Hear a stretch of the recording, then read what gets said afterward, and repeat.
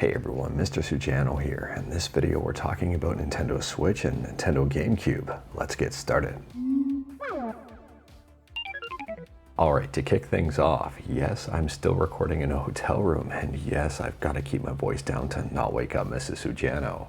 We'll start out here talking about Nintendo Switch emulation on Android with Skyline. The paid testing version of Skyline, Skyline Edge, just received a few new updates. Version 10 and version 11 were just released. So Skyline Edge version 10 and version 11 have a bunch of fixes, a bunch of improvements, and a bunch of optimizations.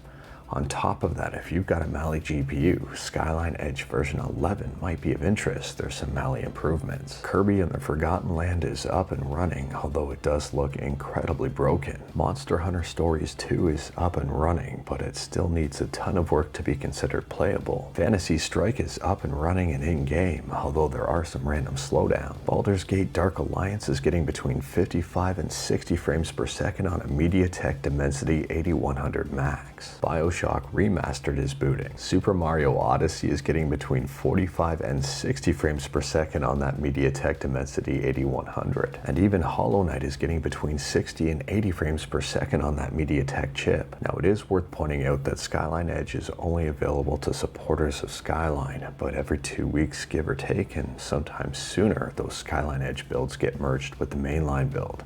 Skyline Edge is a testing build. Things are tested out, and when they're perfected, they're moved over to the mainline build. So in the event that you decide to take a look at the latest mainline build, it may or may not have some Skyline Edge changes in it, and the latest version of the mainline build is 1476, which was just released today. And on a friendly side note here, Skyline is in the process of adding in support for translations via transifex. If you know how to translate and you wanted to help out Skyline, well, you can apply via transifex and maybe help them out. Right now, I think they've added in support for 23 different languages and still building on it. Last up, we're talking about this completely awesome Gamecube handheld that was put together by Ginger of Oz. This is a real Gamecube. It's actual Gamecube hardware playing actual Gamecube games.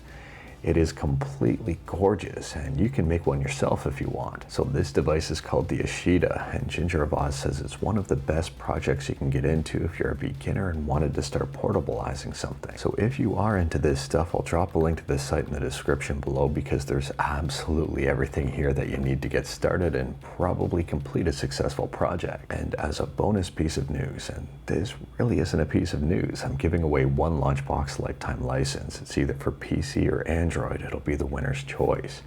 To enter is simple and straightforward. Send an email to launchboxgiveaway@mrsujano.com with the correct answer to this question. What is the version of Skyline Edge that was just released? Send the correct answer along with your name and what version you want the lifetime license for, either Windows or Android, to launchboxgiveaway@mrsujano.com. I'll be choosing a winner at complete random within the next few days or so. But anyways, that is all I've got for you in this one. Straight to the point, all stuff and no fluff. Let me know your thoughts about anything we talked about today in the comments below. If you like this video, leave a like. If you didn't like this video, leave a like.